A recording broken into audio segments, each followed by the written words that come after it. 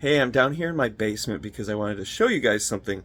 This shelf behind me is where I have a lot of my literature that I use during evangelism, and there's some of it over this shoulder too. I'm not going to show you my whole basement because it's a mess, but you guys get the picture. I wanted to show you specifically, though, there's this shelf, and there's kind of like a gap right here, and the reason is that's where a backpack of mine normally sits. It's a backpack I use when I'm on outreaches.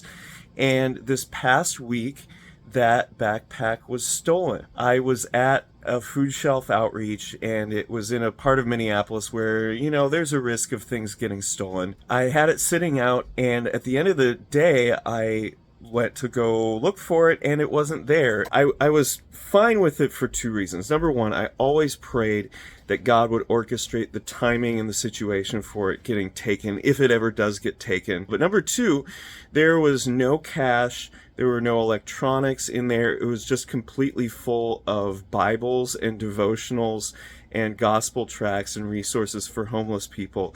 So for whoever got it, joke's on you, you get the word of God now. But the whole experience was totally worth it. One of the really good conversations I had was with a guy who was from Tanzania. I asked if I could pray for him, and he said, well, I've actually left the church, and so I don't really have a Christian faith anymore, but if you'd like to, you still can. So I did. I just kind of prayed a blessing on his life, and we ended up having a 20-plus minute conversation how he came to leave the church. It's very difficult for a Tanzanian person who would be struggling with their faith because their culture holds on to that really strongly. And I just really got to listen to him, but also share some stuff with him about Jesus and how his apostle, they called Doubting Thomas, was someone who had questions about his faith too, and Jesus actually answered them. And so I loved being able to share that with this guy, and he was really thankful for our conversation by the end. I talked to another man. I had met him last summer. He was coming out of addiction. He was looking for a place to live, looking for a job, and all that stuff. I prayed for him, but he was not really into it, and actually kind of wanted me to pray on my own instead of like with him right there. But then a month later, I saw him, and God had totally answered those prayers. He had a place to work. He had a place to stay. He was in recovery. He had been clean for like a month, basically since I had seen him last. And so I made sure to tell him, look, God is answering our prayers. He's moving you up in life, and this is a great thing to see. So I saw him again this past Wednesday when I did this food shelf. He was there with his girlfriend, still clean and sober. It's been like 7 months now.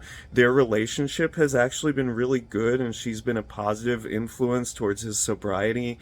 But we talked for at least 20 minutes in there, and I got to share stuff with them. But it was neat because I got to point out to him that the places that he got the best help and the best service were the Christian ones, and got to tie that in with God's love for him and the love of Christ. So it was a really cool landmark of his growth, not only in his life and not only in his sobriety, but also in my relationship with him. One of the conversations I was most excited about was actually almost not really a conversation. Probably 80% of the people that come to the line for this food shelf are Spanish speakers. I know a few phrases in Spanish, so I said, hola, buenas tardes, and they looked at me and kind of blankly and shook their heads, and I said, do you speak English?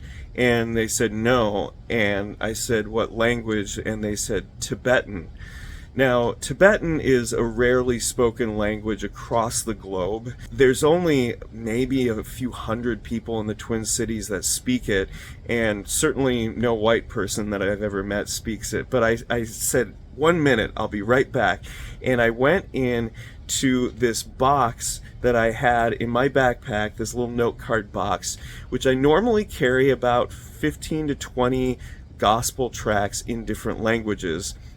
And I opened it up, and I looked, and I saw one in Tibetan. So I brought it over to them.